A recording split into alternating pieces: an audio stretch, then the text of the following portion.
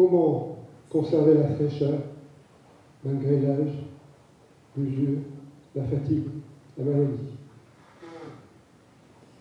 Comment conserver la fraîcheur malgré l'âge, l'usure et la maladie et la fatigue? Ok, merci beaucoup. Merci pour ta question, déjà. C'est une question que je pense qu'on peut tous se relier à cette question.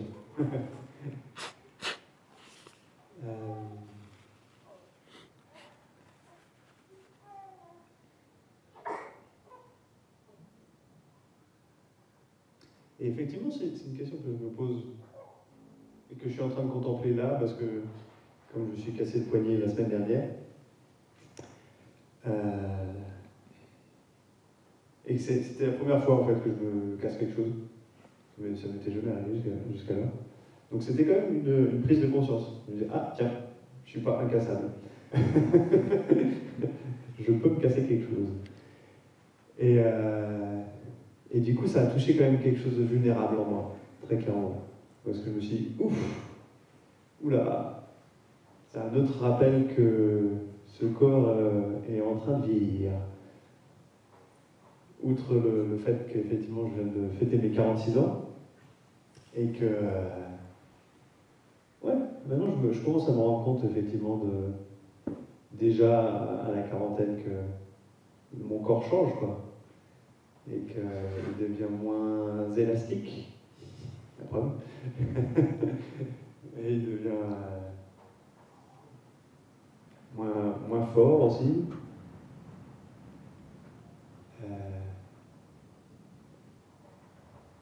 Donc c'est pas facile hein, de laisser ça vraiment être OK avec ça, accepter la vieillesse, accepter que notre corps change, cette impermanence en fait du corps. Même si intellectuellement on le sait, le vécu, de le ressentir, c'est autre chose. Et c'est pas facile à chaque fois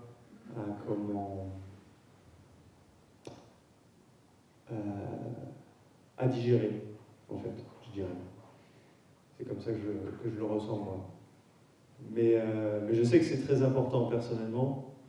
Je pense avoir compris que c'est très important que déjà, avec mes premiers signes de vieillesse, que j'en prenne soin et que je ne laisse pas ça de côté. Parce que si je le fais, ça risque plus tard, d'un seul coup, d'avoir un autre événement va peut-être me rappeler encore plus fort que, oulala, ah oui c'est vrai, je suis impermanent. Ce corps change. Demain, je vais vous en parler un petit peu plus, hein, d'ailleurs, de ça. Donc, je vais juste toucher ça un petit peu, là, maintenant. Mais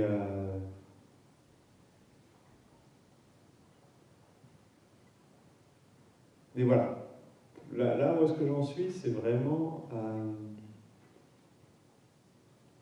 essayer de toucher profondément, en fait, ce que je ressens par rapport à ça. On a 5 remémorations dans le bouddhisme. La première, c'est je suis de nature de... Ouais, je ne vais peut-être pas les prendre dans l'ordre, parce que je ne vais peut-être pas m'en souvenir dans l'ordre. Je suis de nature de vieillir, il n'y a pas d'échappatoire. Je suis de nature de tomber malade, il n'y a pas d'échappatoire. Je suis de nature de mourir, il n'y a pas d'échappatoire. Tout ce que je chéris, je vais devoir un jour les quitter. C'est aussi un autre échappatoire. Et le dernier, ce qui est intéressant, ce qui est un petit peu plus positif en fait, c'est ce qui va continuer, ce sont mes actions. On a parlé de la continuation déjà hier, Tamoy nous a parlé de la continuation. Donc ma façon de vivre sera ma réelle continuation. Toutes les interactions, comment je vais prendre soin justement de moi, ça va être ma vraie continuation. Parce que si je sais prendre soin de moi, si je sais prendre soin de cette peur de la vieillesse, de cette peur de la maladie, de la mort, quand je vais interagir avec les autres personnes, je vais être en mesure d'être plus détendu, plus libre, plus joyeux. Et donc, déjà, moi, je vais être le premier à en bénéficier.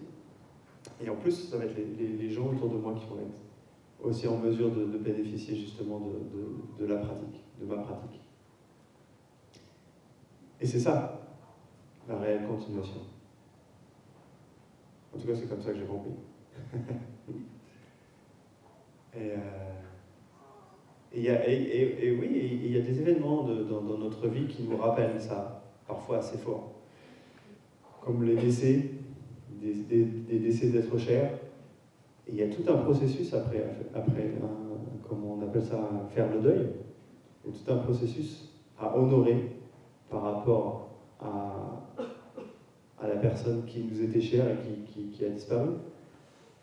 Récemment, c'est ce qu'on a fait en tant que communauté, individuellement et en tant que communauté avec Tai, qui est décédé il y a 2 ans. Et donc vous pouvez voir que pour chacun d'entre nous, c'était un processus en fonction de notre relation avec Tai. Et donc il y avait toutes ces différentes phases où est-ce qu'il y a une phase où est-ce qu'on est un peu, peut-être au début un peu hébété, on ne comprend pas trop ce qui se passe. Et puis après, ça commence à faire son chemin, on commence à se rendre compte. Donc il y a peut-être une phase de résistance aussi, voire de colère. Et ça fait partie du processus. On a le droit d'être en colère dans ce processus par rapport à un être cher. Et donc c'est vraiment honorer ce qui se passe à l'intérieur. Vraiment honorer, pour moi c'est vraiment honorer ce que j'aime bien dire, mon enfant intérieur qui réagit en fait. Et il a le droit de réagir de la façon qu'il réagit. Et j'essaye de l'accepter tel qu'il réagit. Récemment, notre frère nous avait donné un enseignement justement sur les 5 remémorations. Et par rapport aux êtres chers, je pensais à mes parents et je voyais bien que si je regardais à l'intérieur, je voyais bien qu'il y avait mon petit garçon intérieur qui, en fait, ne ressentait pas grand-chose en pensant à mes parents. Et en fait, je me suis rendu compte qu'il était en train d'attendre. Et ça m'a rendu assez triste aussi, parce que en fait, il y avait ce petit garçon qui était en train d'attendre. Attendre que mes parents, en fait, lui donnent l'amour qu'il attend. Or, réagit de la façon qu'il lui aimerait, en fait, être aimé. Et je me suis dit, oh waouh! Donc ces 5 commémorations peuvent vraiment nous aider. Je vais en reparler demain. Mais s'il y a une chose pour moi qui m'aide à me rappeler, c'est vraiment honorer cet enfant intérieur et ses réactions, quelle que soit la façon qu'il réagit. C'est ok, il a le droit de réagir comme ça, elle a le droit de réagir comme ça. Et je suis là pour elle. Je suis là pour elle. Merci. Chers respectés Tai, chers amis, alors moi je voulais partager et tout sur le côté fraîcheur en fait, comment garder sa fraîcheur. Et je me rappelle souvent de Tai, j'ai eu la chance de voir Tai et ses enseignements, notre maître. Et pour moi il avait plus de 80 ans, mais il était toujours frais. Et toujours ce visage, ses yeux, c'était vraiment le regard d'un enfant émerveillé. Et à chaque fois, ça m'impressionnait, j'étais là, waouh, je voudrais être comme ça plus tard. Et en fait, je me suis dit, mais c'est parce qu'en fait, il cultive vraiment cette vraie présence. C'est-à-dire, il essaie de regarder les choses comme s'il les voyait pour la première fois. Comme un enfant, il s'émerveille devant une pâquerette ou devant une fourmi. Enfin, tout est nouveau pour lui. Et quand il regarde une personne, il a le regard de l'amour. Et pour moi, à chaque fois quand je le regardais dans les yeux, c'était quelque chose de profond. Et je pouvais sentir mon enfant intérieur à l'intérieur de moi. Ça faisait miroir, en fait.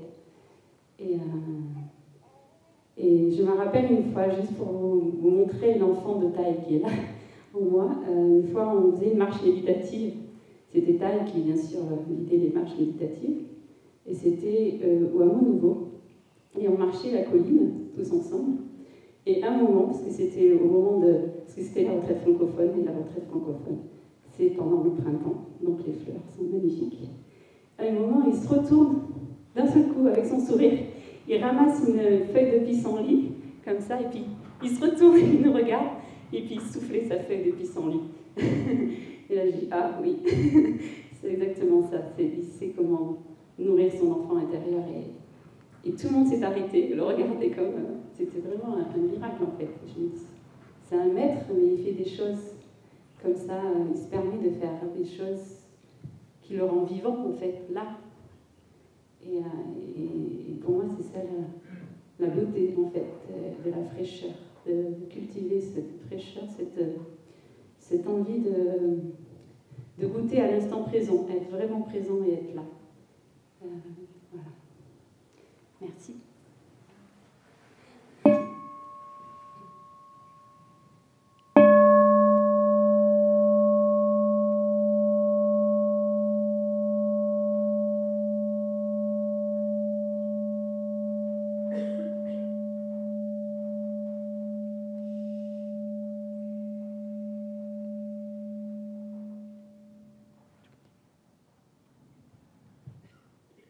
Oui, c'était une question par rapport à la violence. D'abord, vous dire merci pour exister et parce que je viens de décider de m'engager en 5 entraînements, justement parce que c'est des entraînements qui m'ont aidé à faire le pas. Mais j'ai un doute par rapport à la violence, parce que ces temps-ci, je suis en train de la laisser sortir un peu pour la connaître, cette violence qui était cachée en moi. Alors, je veux bien m'engager, mais je sais que je suis dans un moment où il y en aura un qui va sortir. Alors, je suis un peu dans le doute de jusqu'où, s'il faut la réprimer, s'il faut la laisser sortir, mais dans tous les cas, je vais m'entraîner. Merci pour cette belle question.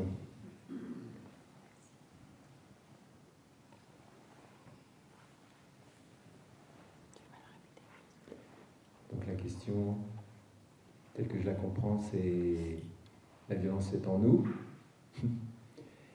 Et là, en ce moment, notre amie est dans une période où elle en prend plus connaissance. Et donc, c'est une violence qui va se manifester un peu plus dans la vie. Et la question est de savoir qu'est-ce qu'on en fait. Est-ce qu'on doit la réprimer? Est-ce qu'on la laisse s'exprimer? Comment on prend soin de cette énergie en nous?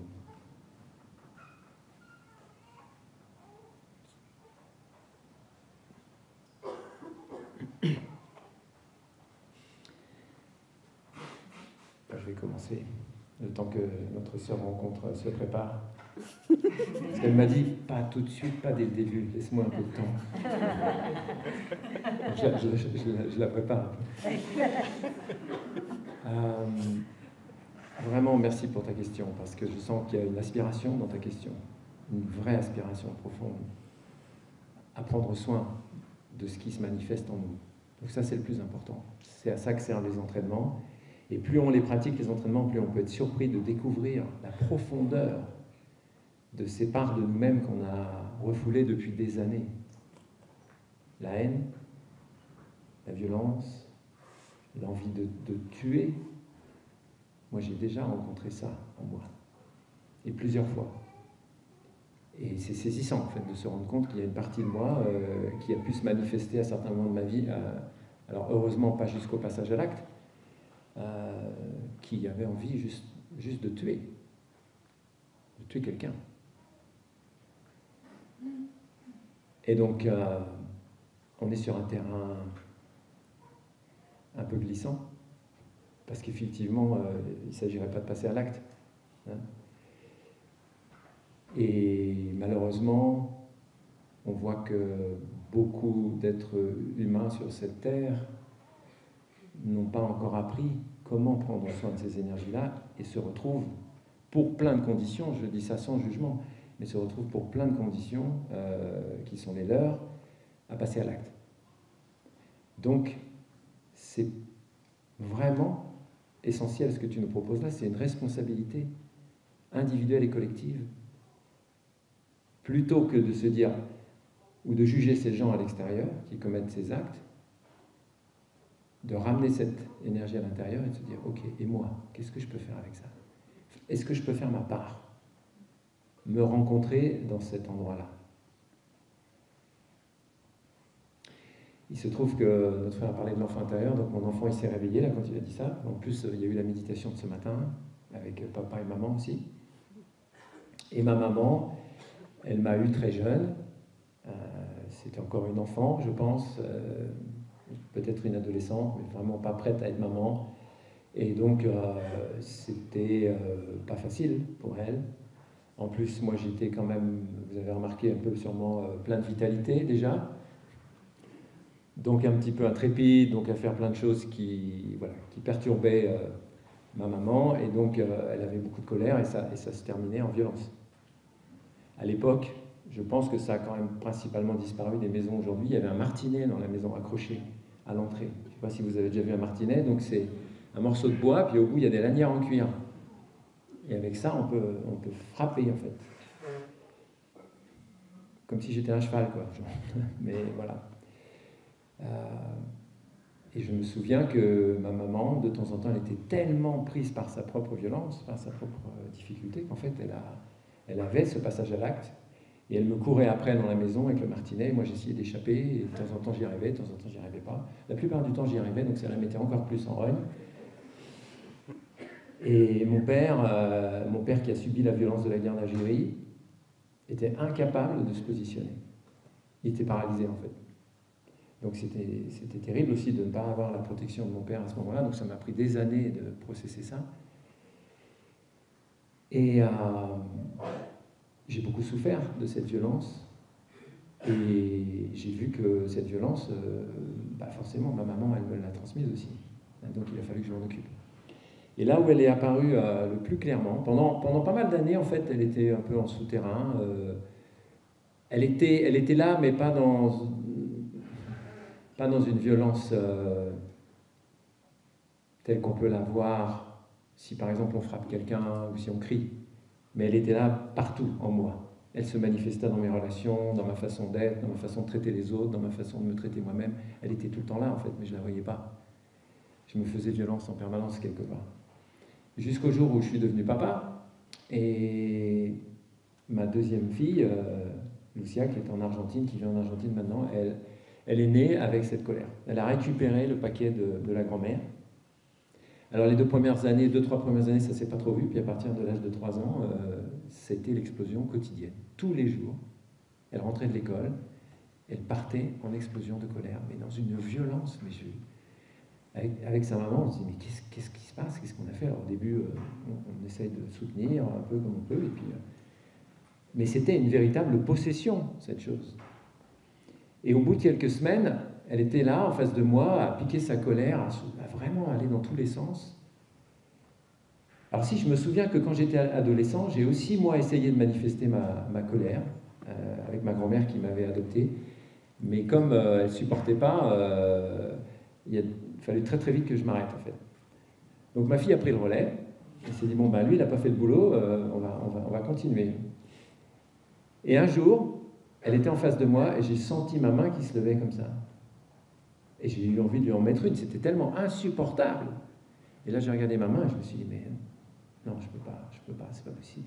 Heureusement, j'ai eu cette conscience, j'avais déjà commencé la pratique de la méditation avec nos amis tibétains, comme je vous l'ai dit au premier jour. Mais il y a un truc qui s'est arrêté et je me suis mis à pleurer. Je me suis dit, je peux pas faire ça à ma fille, c'est pas possible. Et là, j'ai repris mon travail en thérapie. Je me suis dit, bon, ok. Puis la maman, elle a repris son travail en thérapie. Puis on s'y est tous mis, en fait, en se disant, bon, qu'est-ce qu'on peut faire pour accueillir ça? Et ça a duré 2 ans. Cette petite bonne femme, elle était possédée par cette colère quasi quotidiennement pendant 2 ans. c'était terrible. Et donc la seule chose qu'on arrivait à faire, on pouvait pas l'approcher, on ne pouvait pas la calmer. Si on essayait, on mettait le feu au feu. Donc si on essayait de dire quelque chose ou de la calmer, c'était encore pire. Donc la chose qu'on a réussi à faire et que j'arrivais à faire après, en reprenant mon travail en thérapie, c'était cette violence, c'est la mienne. Donc je m'asseyais sur le pas de la porte de sa chambre, à l'entrée, en méditation, et je recevais, et j'absorbais. Et je me disais, au moins, je suis là pour elle. Je peux lui montrer une présence, elle n'est pas toute seule. Parce que c'est comme un monstre, en fait, qui occupait tout l'espace. Et aucun d'entre nous n'avait la capacité d'apprivoiser ce monstre complètement. Et puis Lucia, elle a fait son chemin. Ça s'est un petit peu réveillé à nouveau à l'adolescence, parce qu'en général, ça commence là, puis après ça revient à l'adolescence. Mais heureusement qu'on avait bien accueilli ça quand elle était petite, parce que là, je ne vous dis pas, à l'adolescence, ça aurait été terrifiant. Et c'est souvent ce qui se passe, en fait. Les enfants deviennent violents à l'adolescence parce qu'en fait, ils ont été réprimés dans cet espace-là, enfant. Parce que pour les parents, c'est insupportable. Le miroir est insupportable. Même quand je vous le raconte maintenant, j'en ai encore des frissons. C'était vraiment terrifiant. Et pour finir avec ça, bon, il y aurait plein d'autres choses à dire, mais il y a une autre chose qui vient, donc je la laisse venir. Au tout début, quand j'étais aspirant au village des Pruniers, donc il y a presque 10 ans maintenant, au début, je suis arrivé, le cœur ouvert, super content, génial, ça y est, je réalise mon rêve. Je comprenais rien ce qui se passait, mais j'étais là, j'avais ma robe bleue, ça y est, j'étais en chemin, on y va. J'avais tout lâché, tous mes biens matériels, comme chacun d'entre nous le fait. J'étais au paradis. Et puis un jour, comme ça, un matin, d'un moment à l'autre, le paradis est devenu l'enfer. Je me suis retrouvé dans une noirceur intérieure. Et tout ce que j'avais vu qui avait l'air génial, par exemple mon frère, et bien d'un coup, je le voyais plus du tout génial.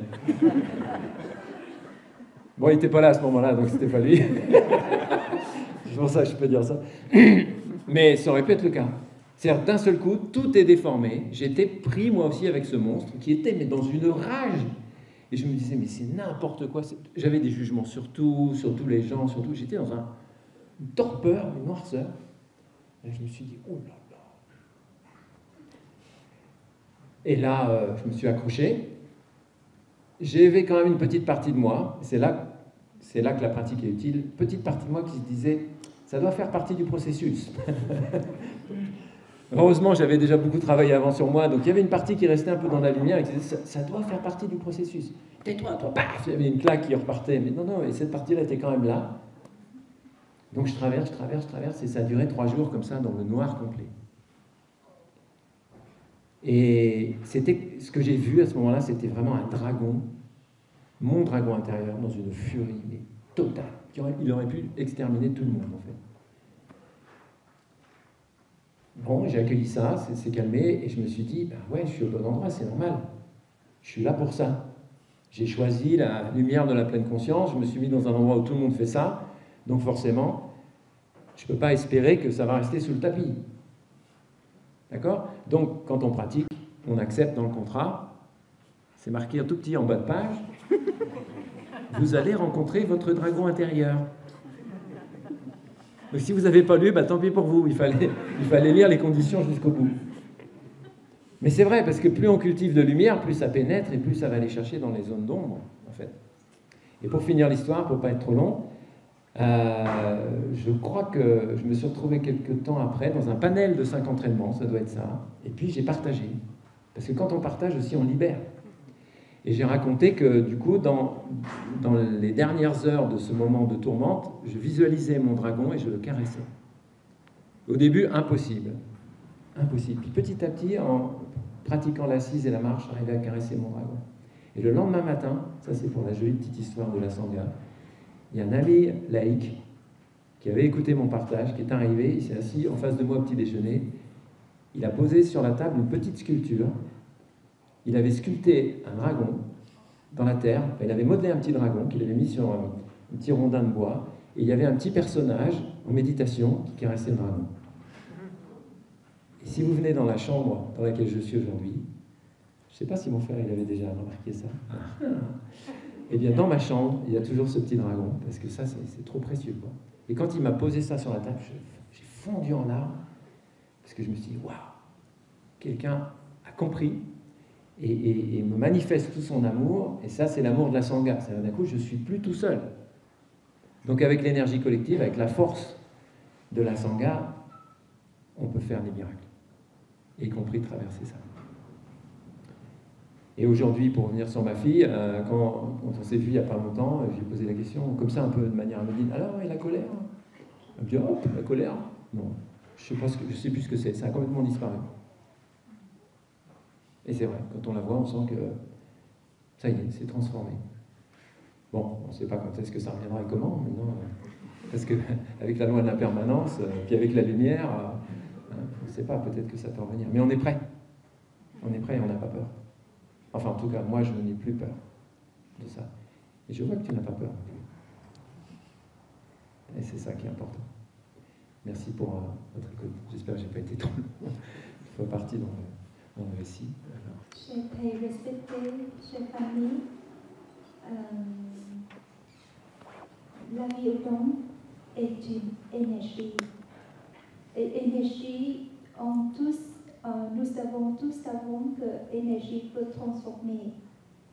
Et comme on est l'énergie de la violence, et on sait qu'on a l'énergie de la violence, c'est une bonne nouvelle.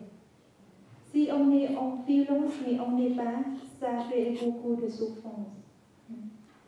Et pour moi, le plus chose importante, c'est l'environnement. J'ai une question.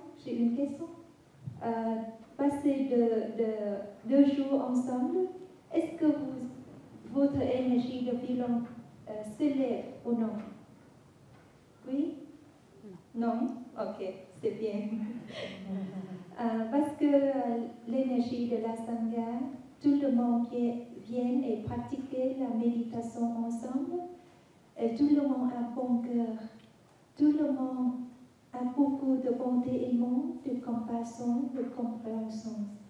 C'est pour ça qu'on vit dans l'environnement comme ça, même si on n'est pas pratiqué très, n'est pas forcé beaucoup, mais l'énergie, on peut recevoir de la Sangha. Si vous êtes dans l'environnement très violent, vous pouvez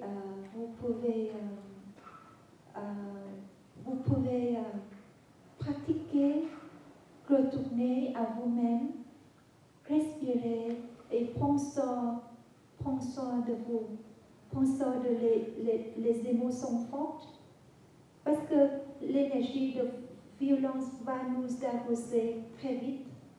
Et il faut prendre soin de nous-mêmes en ce moment-là. Si on a besoin, on peut sortir et on peut faire la marche méditative dehors pour recevoir l'énergie de la nature, la beauté de la nature. Et on gagne notre énergie très forte dedans. Et par rapport à la violence, je voudrais partager un petit peu sur la consommation. Il y a 4 sortes de consommation: par la bouche, par la sensorielle, les sens, les yeux, les oreilles, par l'image, quelque chose comme ça, et volition et la conscience. Il y a 4 sortes de nourriture, et peut-être dans notre vie quotidienne, avec notre inattention, on a déjà causé beaucoup de violence. Regarde le film ou publicité dans le centre-ville. Quand on a passé, même si tout petit temps, mais il a déjà causé les graines de violence en nous. quand on voit quelqu'un qui prend fusil, Le weapon, Fusil. les armes, Les armes. les armes, et ça arrose les graines en vous, donc poupon, en nous, et même si la violence peut traverser par notre action ou notre parole. Quand quelqu'un qui n'est pas exprimé par les actions et on peut exprimer par les paroles, c'est très très violent et ça cause beaucoup de souffrance en nous et autour de nous.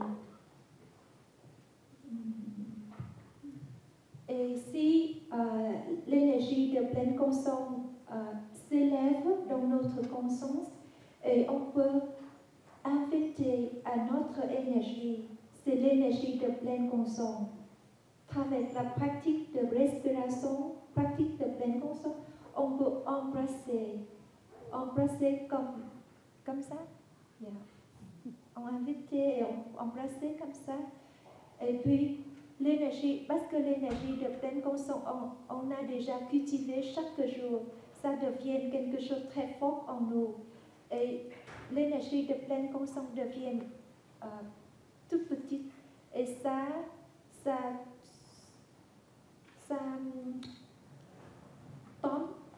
va tomber sur le tréfonds. Mais ça veut dire qu'il est encore là, s'il y a conditions qui sont suffisantes et ça manifeste. Mais si on pratique l'énergie, on pratique la pleine conscience chaque jour, régulièrement, et on est capable de prendre soin de l'énergie de violence. Et on sait qu'on a toute la pratique et on connaît la pratique et on applique la pratique dans notre vie quotidienne. On a peur de la violence. Si il manifeste, ça va. On respire, on prend quelques respirations et on dit, oh ma petite violence, je sais que tu es là. Je prends soin de toi. Yeah. Je prends soin avec ma compassion, ma compréhension, mon bienveillance, ma bienveillance. Et s'il vous plaît, souvenez-vous qu'on a beaucoup de graines différentes. Ce n'est pas les graines de violence en nous. On a beaucoup de graines positives. Yeah. Les graines d'amour, les graines de pardonner à nous-mêmes et les autres, les graines de compassion, les graines de compréhension. Il faut accrocher et reconnaître, pas être attentif, pas donner beaucoup attention vers l'énergie de la violence. C'est pas bon pour notre bien-être. Il faut reconnaître et développer ces belles qualités en nous. Et si quelqu'un d'autre aime ou il a l'énergie de violence, et on peut aider parce qu'on a déjà travaillé avec cette énergie et on a beaucoup d'expérience pour aider les autres. Bonne chance. Merci.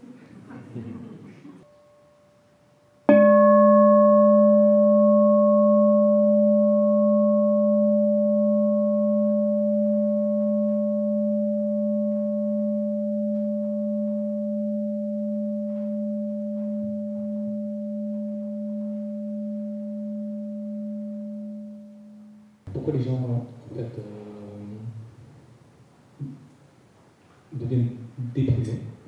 Deviennent déprimés. Voilà, et envisagent ensuite, dans l'extrême, le suicide. Ok. Merci. Je vous ai parlé tout à l'heure un peu de mon papa. en disant qu'il avait, très jeune, il s'est retrouvé embarqué dans la guerre d'Algérie dans les années 60. Il avait une vingtaine d'années et c'était service obligatoire à l'époque, donc il n'a pas eu le choix. Et comme beaucoup en fait de nos parents, de nos pères qui ont vécu la guerre dans différents contextes, en général quand ils rentrent, ils sont traumatisés, ils ne racontent rien à personne.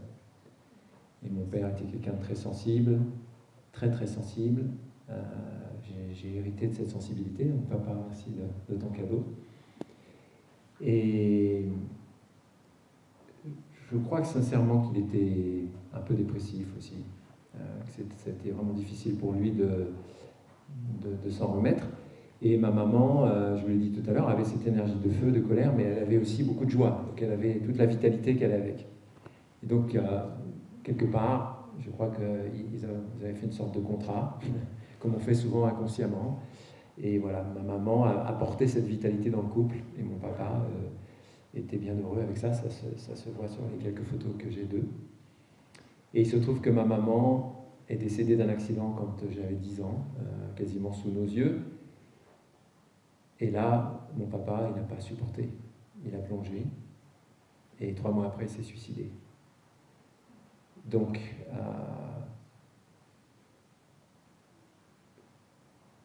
cette réalité-là, elle existe très clairement dans mes cellules. Elle est là. Et il s'est trouvé que le père de ma mère, donc mon grand-père, qui était un homme pourtant bien vivant, aussi bien solide, quelques années après le décès de sa fille et de son gendre, s'est lui aussi suicidé. Donc ça a été une hécatombe du côté masculin. Et ça a été difficile pendant mes premières années de faire la paix avec ça, d'accepter le passage à l'acte de mon père et de mon grand-père. Mais ensuite, j'ai pu sentir et comprendre d'où ça partait, effectivement. Et j'ai pu réaliser que si on n'a pas reçu une transmission de comment prendre soin de nous, comment prendre soin de nos émotions, en particulier les émotions fortes, et qu'on n'a pas le soutien d'une communauté, on peut en mourir. Donc c'est à prendre avec sérieux, quand même, quelque part. C'est-à-dire qu'effectivement, une émotion peut tuer. Soit soi-même, soit quelqu'un d'autre, c'est ce qu'on disait aussi tout à l'heure. Donc là aussi, il y a une sagesse qui nous a été transmise, et que nous avons la chance tous ici de marcher sur ce chemin et de commencer à voir un peu mieux comment on peut faire pour prendre soin.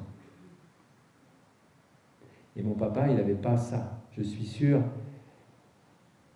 pour l'avoir longtemps après encore visité dans mon cœur, j'ai senti combien il avait regretté son passage à l'acte. Et combien encore pendant longtemps dans mon cœur, il en souffrait, parce qu'il avait abandonné ses 3 enfants. Et il aurait voulu faire autrement, je le sais. Mais il ne savait pas comment faire. Il n'avait pas le soutien pour ça. Et moi-même, quelques années, quelques décennies plus tard, traversant une période très difficile de séparation avec la maman de mes filles, quand elles étaient petites, j'ai passé une année dans le déni complet. Donc là, c'est une étape de deuil, il y a une étape de déni, en essayant de faire comme si j'arrivais à accepter la situation, jusqu'au moment où j'ai commencé à avoir des pensées suicidaires. Mon grand-père s'est suicidé en se pendant, et j'ai commencé à me voir, je me visualisais spontanément, sans réfléchir, m'accrochant à une poutre avec une corde. Et là, je me suis dit, waouh! Et j'étais déjà pratiquant, depuis quelques années. Donc j'ai vu que c'était quelque chose qui était encore là en moi, et qu'il fallait vraiment que j'en prenne soin. Et ça voulait dire, à ce moment-là, reconnaître ma souffrance, reconnaître ma douleur dans la séparation, dans la perte, et me faire aider. Et c'est ce que j'ai fait. Et Ne pas faire semblant. Voilà, ça c'est une chose.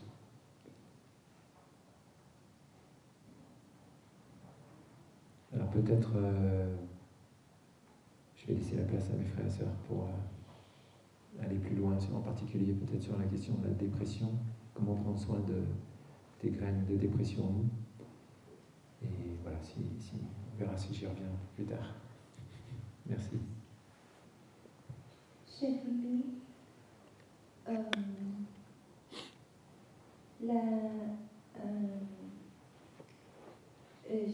j'ai une tante, je rappelle la tante, elle est la cousine de ma maman. Elle a déprimé depuis longtemps et un jour elle a pris quelque chose pour boire et elle est prête de décider.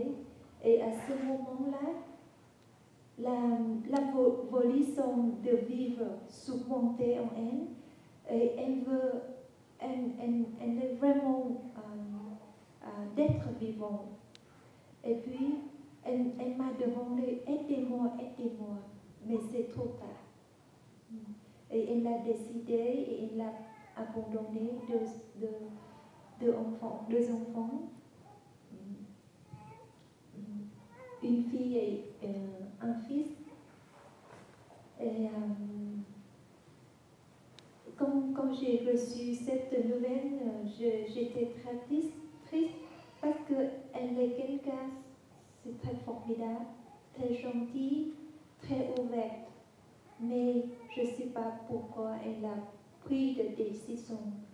Et quand je regarde profondément, et je sais que chacune de nous, on a les graines de dépression. Grand ou petit, ça dépend. Ça dépend de façon de vivre. Et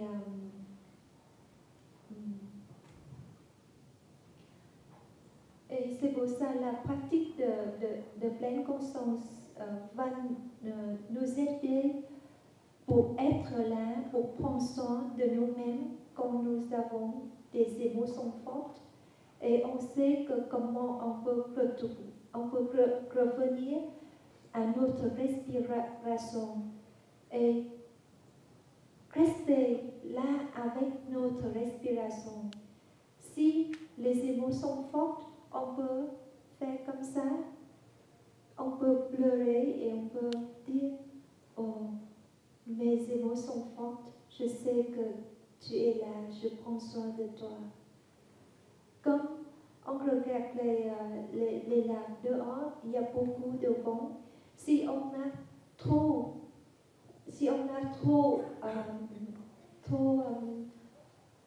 pensé vers ici, mais on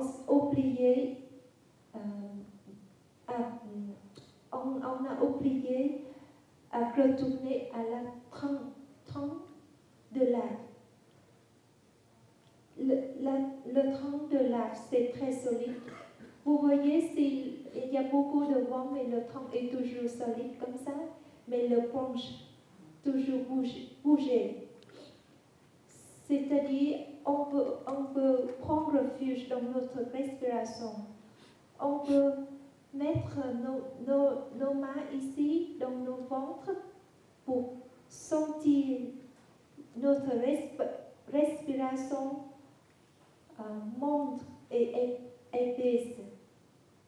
Et quand on prend la conscience ici, et on n'est pas pensé beaucoup. Et on peut prendre soin de nous-mêmes.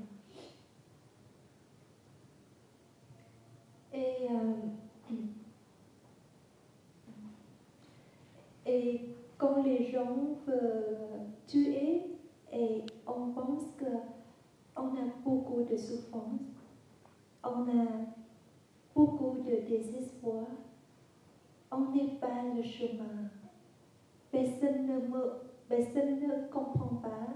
personne ne peut pas partager ces moments difficiles avec nous.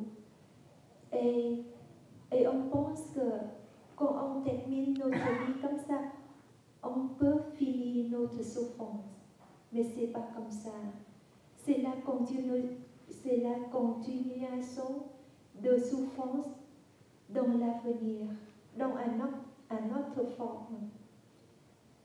Et si on a ce corps, on ne peut pas transformer notre souffrance. Comment on peut transformer si on n'est pas le corps? C'est pas logique. Le corps est ici et on peut pratiquer la pleine conscience. On peut cultiver l'énergie de paix. Et il faut pratiquer tous les jours. Il faut pas attendre pour que les émotions fortes viennent et on peut pratiquer à ce moment-là. C'est un petit peu tard. Comme dans l'hiver, on voulait faire le chauffage en bois et il faut ramasser les bois secs avant l'hiver, en printemps ou l'été. Pour l'hiver, on a assez de bois pour chauffage la maison.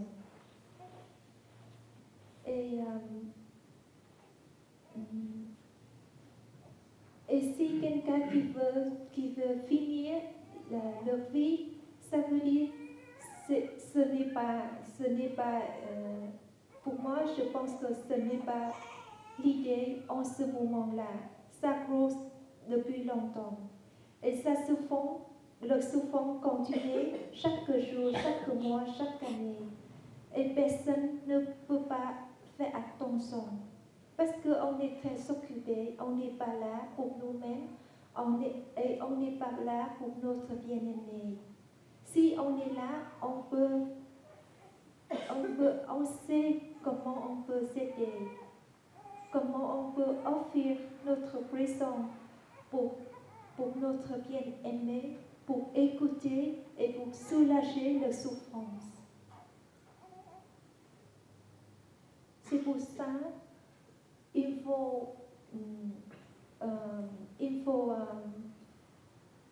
faut travailler pour avoir beaucoup de temps pour savourer la vie, pour prendre soin de nous-mêmes et pour être là pour notre bien-aimé.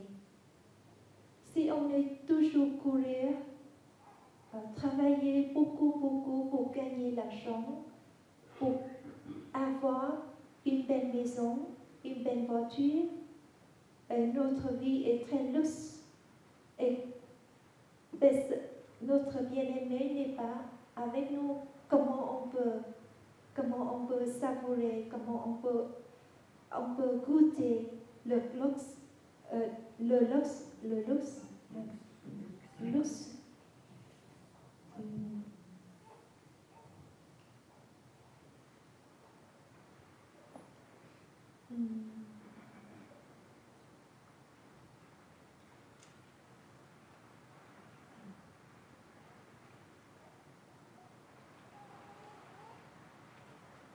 Et comme notre bien-aimé, quand on a l'énergie de pleine conscience, et on est très sensible avec l'énergie autour de nous. Et particulièrement notre bien-aimé à côté de nous, on peut sentir il y a quelque chose pas something wrong qui ne va pas. Qui ne va pas. Et on peut donner un coup de main tout de suite pour aider. Et on peut inviter, tenir les mains pour faire la méditation marcher, pour sortir la maison et aller quelque part pour visiter un endroit paisible, tranquillement et essayer d'approcher les bons graines. Approcher les bons graines en lui ou en elle. Parce que quand on a des pressions, on sait qu'on est nul, on est réel. Et on n'est pas voir clairement les qualités dont on oubliait complètement. Et on noyait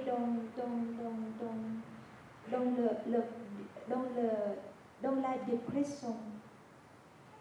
Et c'est pour ça la sangha c'est très important. Il faut créer une belle sangha pour pratiquer ensemble et on a avoir de temps pour partager sur les 5 entraînements, sur la pratique de pleine conscience et on peut aider les uns les autres. Si on est seul et on n'est pas à la pratique, c'est très facile pour accrocher les graines isolées en nous-mêmes. Et si on pratique avec la sangha, on a passé beaucoup de moments joyeux ensemble.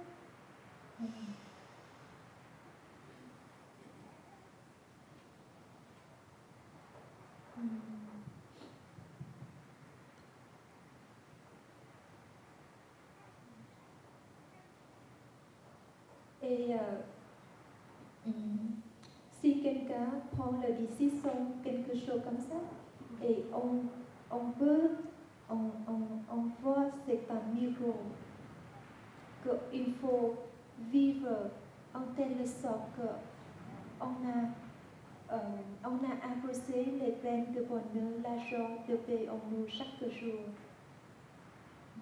Il faut pas attendre pour faire plus tard, mais il faut faire ici et maintenant, dans le moment présent. Merci beaucoup, Jason. Peut-être juste 2 petites choses qui me viennent par rapport à la dépression, de manière très concrète.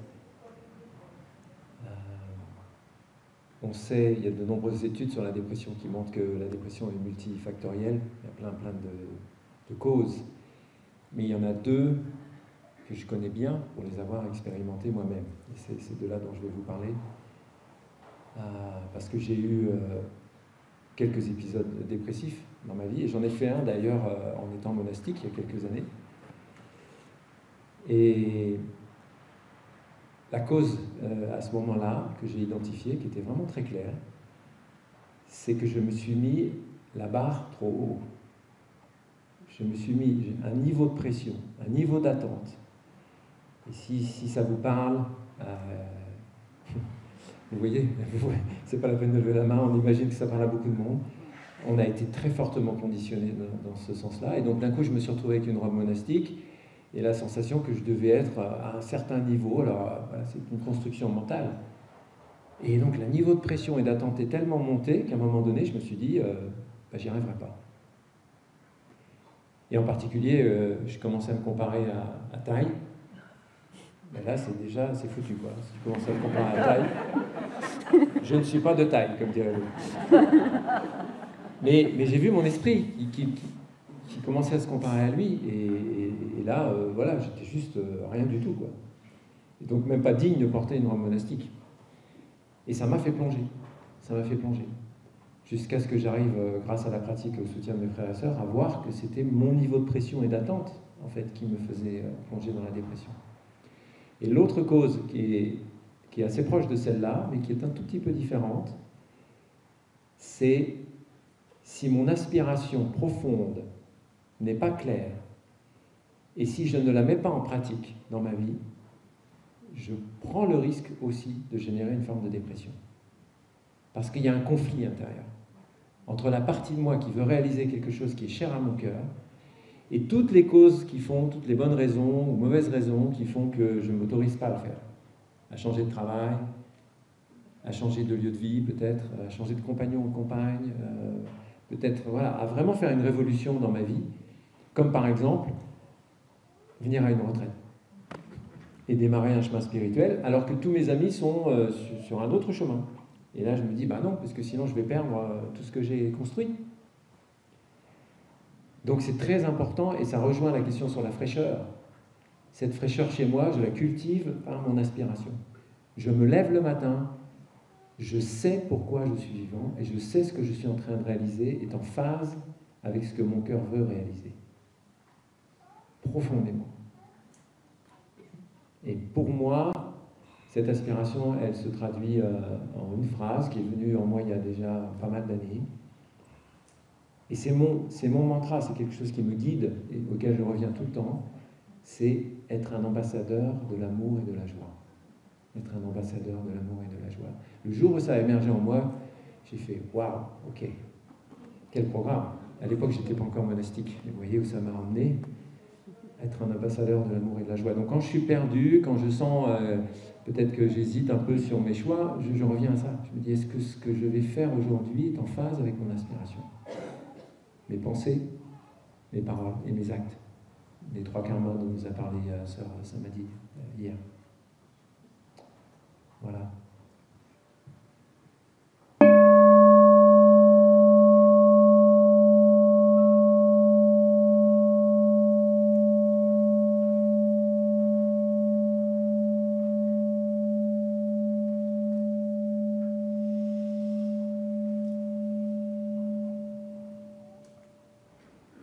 Donc ta question, c'est quoi faire avec ça quand je touche à l'intérieur de moi ces 3 I. Injustice, impunité et impuissance. Ça va être un petit peu court, mais comme disait notre sœur tout à l'heure, on a des graines, et ces graines-là d'injustice, d'impuissance et d'impunité, c'est des choses qu'on a tous en nous en fait. Et en plus, dans la société où on est, la violence, toutes ces graines négatives sont vraiment beaucoup arrosées autour de nous. Et c'est pour ça que nous, au village, ce qu'on est invité à faire, donc je reviens un petit peu ce que dit ma sœur à côté de moi, mais c'est vraiment essayer, parce qu'en fait, on est entraîné à regarder les choses du côté négatif. En fait, notre esprit, il est souvent tourné dans des choses qui ne vont pas, mais il ne regarde pas les choses qui vont bien. Et en fait, au village, on est entraîné à regarder les choses qui sont belles, à reconnaître, à identifier tout ça. Et souvent, on fait même un journal qu'on appelle Kung Fu. Ce journal-là, on écrit nos gratitudes, nos joies. On essaie d'arroser les choses qui sont belles autour de nous, parce qu'on n'a pas l'habitude de faire ça en fait. Souvent, même notre corps, si vous plantez une épine dans le pied, la première chose que votre corps va faire, je ne peux plus marcher, c'est impossible, une épine dans le pied, ça fait mal, quoi. Et le but, c'est on l'enlève, mais on ne regarde pas, en fait, que tout le reste du corps va bien. Ça, c'est vraiment quelque chose qui est naturel. Mais en fait, voilà, au village, on s'entraîne à regarder les choses qui vont bien. Et ça, c'est un entraînement. Et la pleine conscience, pour moi, c'est vraiment développer cette conscience, développer que ah oui, aujourd'hui il pleut, il y a la tempête, mais on est dans un endroit où il y a un abri, où on est tous ensemble, au chaud. Donc c'est vraiment regarder les choses avec gratitude et bienveillance aussi. Donc voilà, pour moi c'est vraiment ça. Et du coup, quand on se sent inutile, quand on se sent...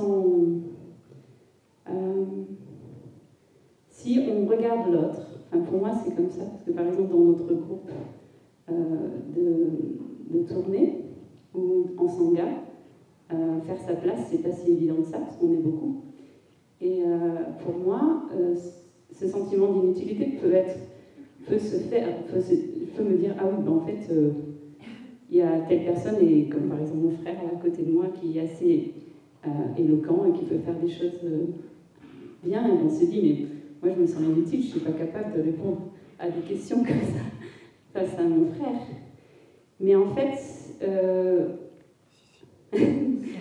on s'entraîne. Et en fait, je me rends compte que finalement, parce que moi, je vois en moi que j'interagis avec lui et que finalement, cette source, qu'en fait, on fait les choses ensemble, on co-crée les choses ensemble, en fait.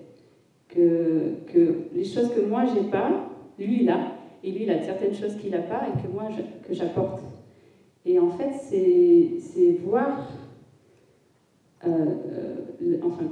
voir les choses belles autour de nous et les choses belles en soi-même qu'on peut apporter. Et du coup, il y a quelque chose qui se crée dans le groupe, une harmonie qui se dit, ah oui, ben moi je peux faire ça, je suis volontaire pour ça parce que j'ai cette facilité et mon frère a une autre facilité. Et du coup, on se partage les tâches et il y a rien, on porte plus rien sur le dos en fait. On se dit pas, il faut que j'atteigne ça, il faut que j'arrive à faire ça.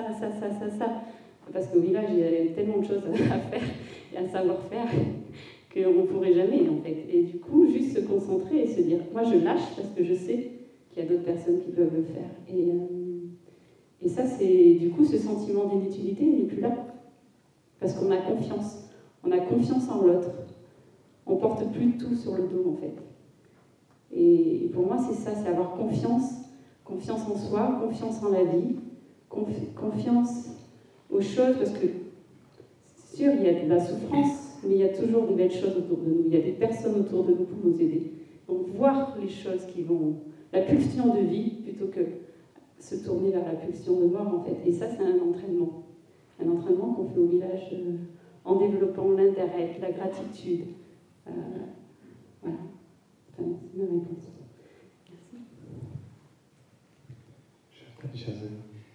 Je voulais juste... Je ne vais pas ajouter grand-chose en fait par rapport à ce qu'a dit notre sœur de l'Alliance. Tout y est. C'est plus vous donner un exemple concret. C'est pour ça que je n'ai pas répondu directement par rapport à ta question. Par rapport à c'était impuissance, impunité et injustice. Et donc il m'a fallu un petit moment pour revenir à moi et voir quelle est mon expérience par rapport à ça. Et en revenant, moi j'ai touché en fait par exemple que j'avais ce sentiment d'injustice, que j'ai eu ce sentiment d'injustice et d'impuissance par rapport, par exemple, à la façon que, en tant qu'être humain, je perçois, la façon que je perçois en tant qu'être humain, comment on traite la nature, comment on exploite, par exemple, les ressources, que ce soit minérales, mais aussi végétales et animales. Et je sais que c'est quelque chose qui m'a touché très tôt, en fait, par exemple. Et que, vu l'ampleur de la chose, j'ai vraiment touché ce sentiment d'impuissance. De me dire, qu'est-ce que moi, ce petit moi, ce petit garçon peut faire face à l'ampleur du truc. Et la colère que ça a créé.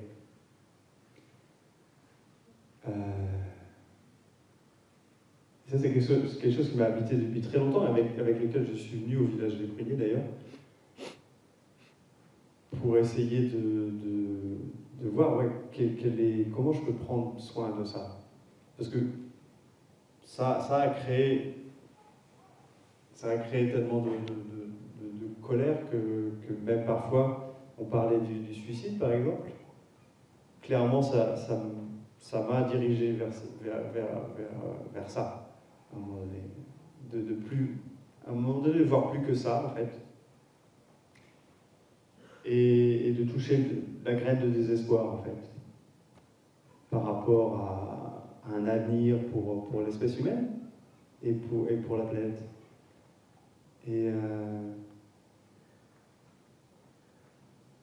Mais, à un moment donné, je me suis dit, bon, qu'est-ce que je fais? Est-ce que je lâche? Et là, c'était le suicide, clairement.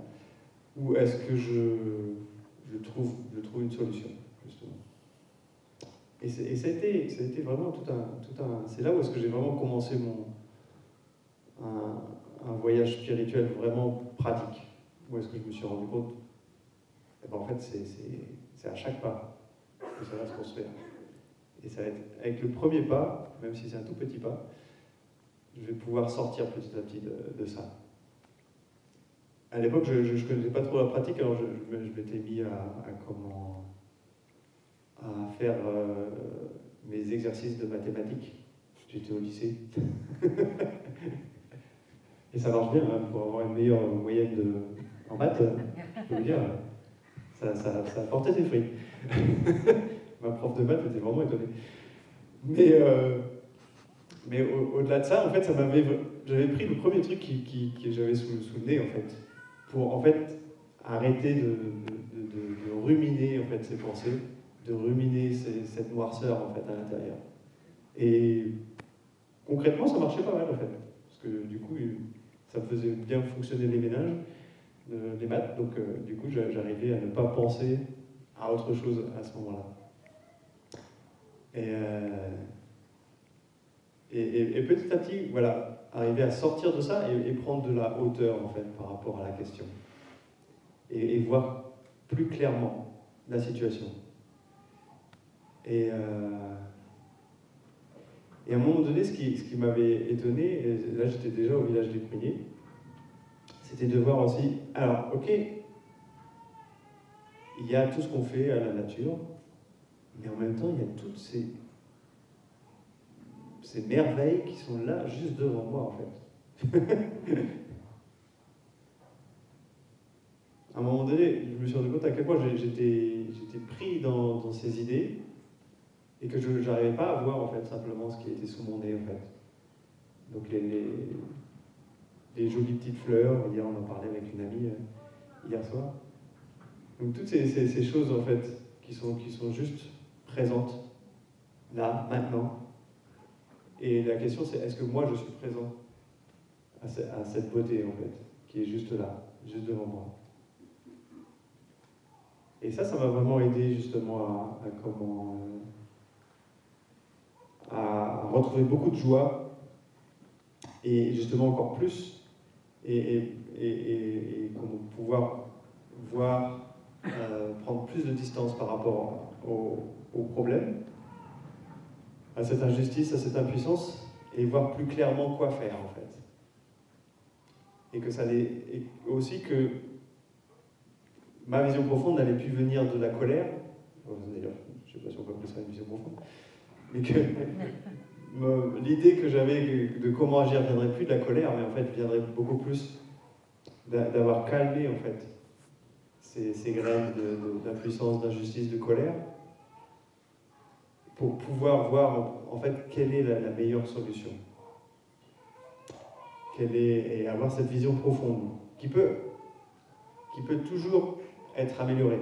Là, il nous disait souvent, on a peut-être une vision profonde, mais si on continue à réfléchir encore, à garder la question, peut-être qu'on va avoir encore une meilleure vision profonde. Et peut-être que si on continue encore une meilleure vision profonde. J'ai beaucoup aimé quand il avait dit ça.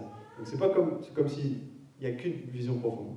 On peut toujours améliorer cette vision profonde. Et c'est ce que je continue à faire en fait par rapport à ce problème qui a vraiment pris des proportions énormes chez moi, mais en même temps qui m'a aussi donné un chemin. Et c'est en très grande partie pourquoi je suis devenu moine, d'ailleurs. Parce qu'en fait, je me suis vu que là, c'était en suivant ce chemin que j'allais pouvoir voir beaucoup plus clairement quoi faire. Et que j'allais pouvoir vraiment participer avec toute ma vie, justement, offrir ma vie pour aider à prendre soin, justement, de la nature et de cette relation entre l'homme et la nature, en fait. Le fait qu'on oublie qu'on en fait partie, que la nature c'est nous. Et que si on ne prend pas soin de la nature, ben on ne prend pas soin de nous-mêmes, tout simplement. Donc voilà, une réponse. Merci.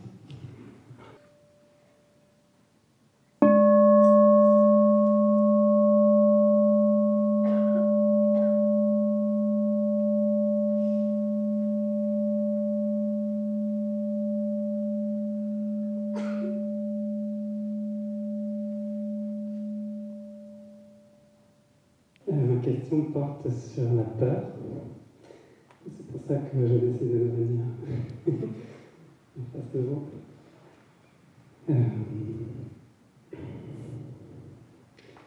Ça porte aussi sur comment vivre dans la grande famille de la France et de l'Europe en ce moment. Moi, je fais partie de la communauté LGBT. Et il se trouve aussi que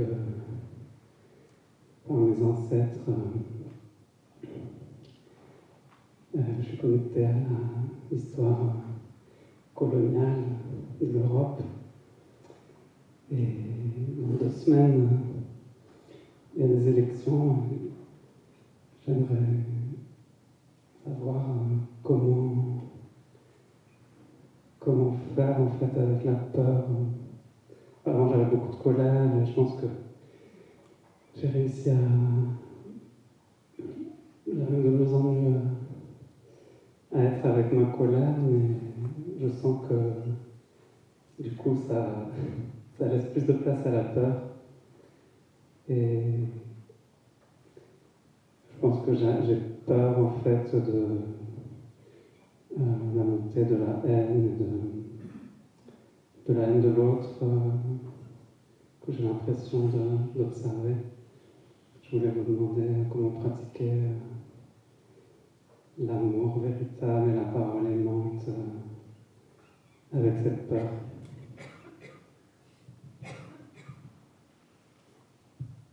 Merci pour ta question. On aura brassé toutes les émotions fondamentales. Donc là, on va finir avec la peur. Effectivement, très important. Merci pour ton courage. C'est déjà un acte valeureux. Simplement être capable de reconnaître que la peur est là en moi. On est déjà au cœur de la pratique. Alors on va contempler tous ensemble si la peur est en moi, quand elle est en moi, comment je pratique avec cette peur pour générer ensemble une sagesse collective, éclairer notre chemin.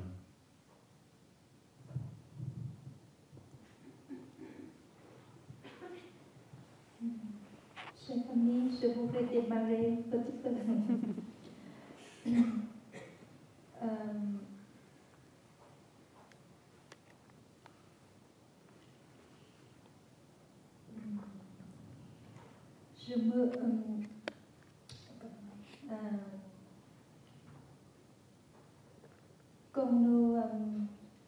Comme nous avons un petit bébé juste sorti du ventre de notre maman, qu'est-ce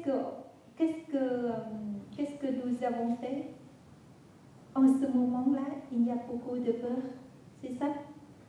La peur de mourir. C'est pour ça qu'il faut respirer très fort pour être vivant. La peur, c'est déjà commencé à ce moment-là.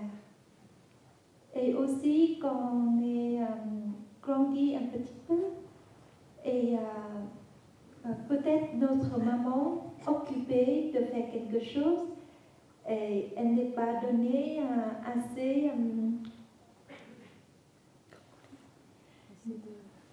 nourriture. Je ne sais pas comment on dit en français. Du lait maternel. Hein? Lait maternel. Ah, oui, oui, lait maternel. Maternel, yeah. Et où elle a problème avec L'allaitement.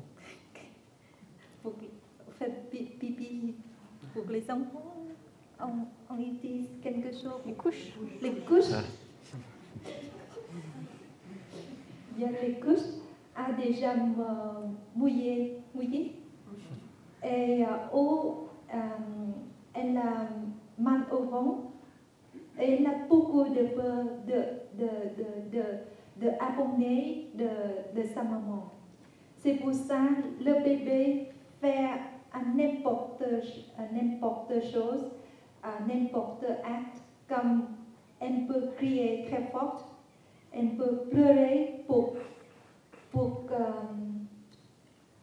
laisser sa maman connaître elle a besoin de la présence de sa maman.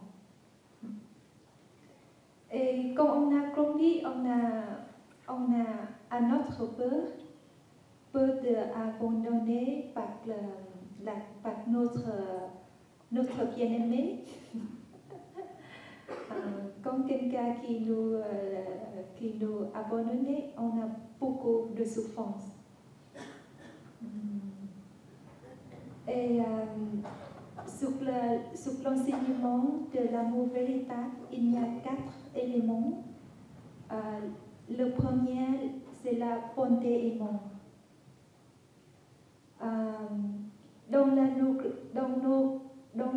nos relations, il faut avoir la joie. Il faut cultiver la joie, le bonheur. Et il faut offrir notre joie, bonheur à l'autre. Et le deuxième, c'est compassion. Il faut capable de enlever la souffrance de notre bien-aimé. Yeah. On est là quand notre bien-aimé content, heureux, et quand notre bien-aimé a beaucoup de souffrance, on a quitté. C'est pas ça. Il faut être là pour offrir notre présence, pour enlever la souffrance de notre bien-aimé. Et le troisième, c'est la joie. La joie, c'est très important dans notre relation. Quand dans notre communication, notre relation, il y a beaucoup de la il nous aime toujours pleurer. Elle n'a pas n'importe joie. Elle n'a pas de joie. Elle n'a pas de sourire. Elle n'a pas de bonheur. Comment on peut continuer avec cette relation comme ça? Toujours pleurer. C'est pour ça que cultiver la joie dans notre relation, c'est très important. Quand on a la joie, le bonheur, on a beaucoup de motivation pour continuer notre relation. Et le quatrième, c'est inclusivité, inclusiveness. C'est-à-dire, il faut voir la souffrance de notre bien-aimé, c'est notre souffrance. La joie de notre bien-aimé, c'est notre joie. Nous sommes un être.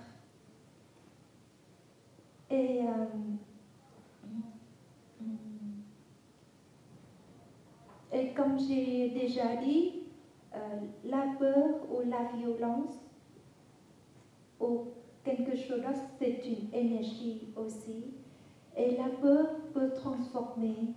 Si on peut pratiquer la pleine conscience, on peut prendre soin de notre peur. Quand quand notre peur s'élève, on connaît, on prend conscience, on connaît, on embrasse notre peur.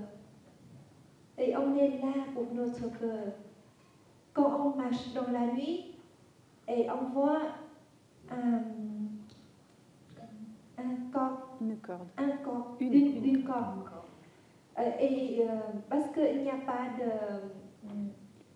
de lumière, et on sait que c'est là, c'est bon.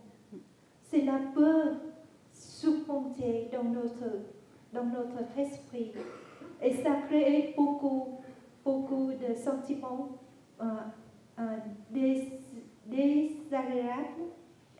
Et on a peur parce qu'on ne sait pas. C'est pour ça, quand on sait, c'est une corde. On n'a pas peur. Jamais peur. Et si on voit clairement les racines de notre peur, si on ne sait pas les racines, on a continué à développer notre peur. Et éclairage de pleine conscience va vous aider pour éclairer ce qui est dans notre corps, dans notre esprit en ce moment-là. Si on est très occupé par trop penser, par beaucoup de choses, par notre projet, notre regret dans le passé, et on n'a pas le capable de reconnaître, de savoir les racines de notre peur. Quand on sait, on a déjà sait les racines, c'est la première pas qu'on peut continuer. Et on sait qu'on a la pratique, on a le chemin et on peut travailler avec la Sangha.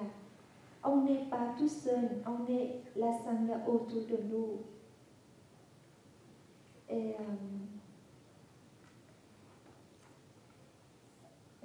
pour moi, tous les problèmes dans notre vie peuvent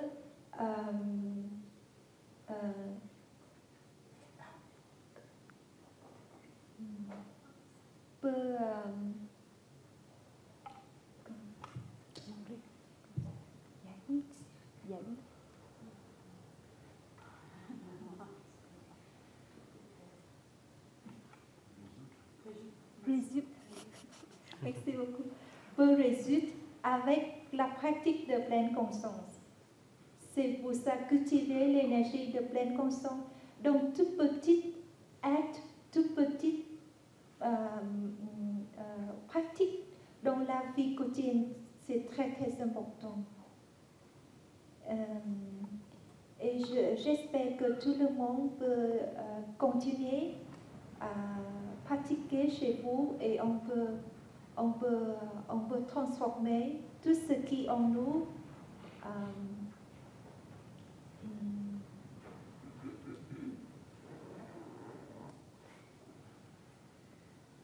et dans le passé, quand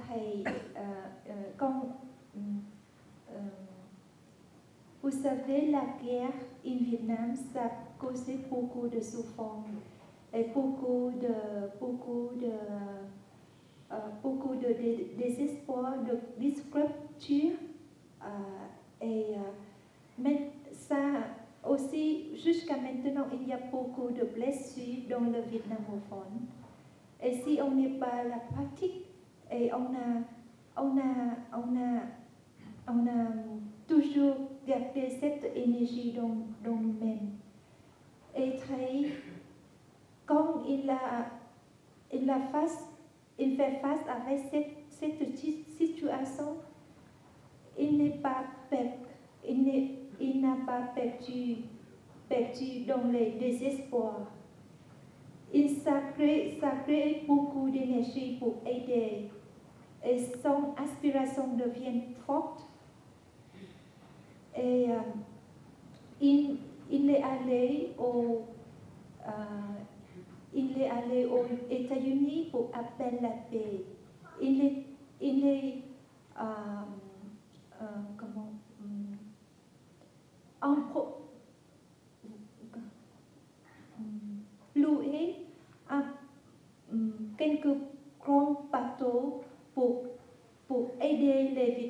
enfants qui traversent l'océan pour aller à notre pays.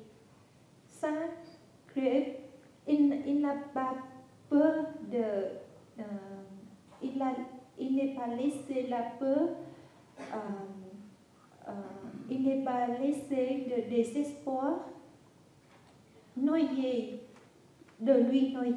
mais il fait une action.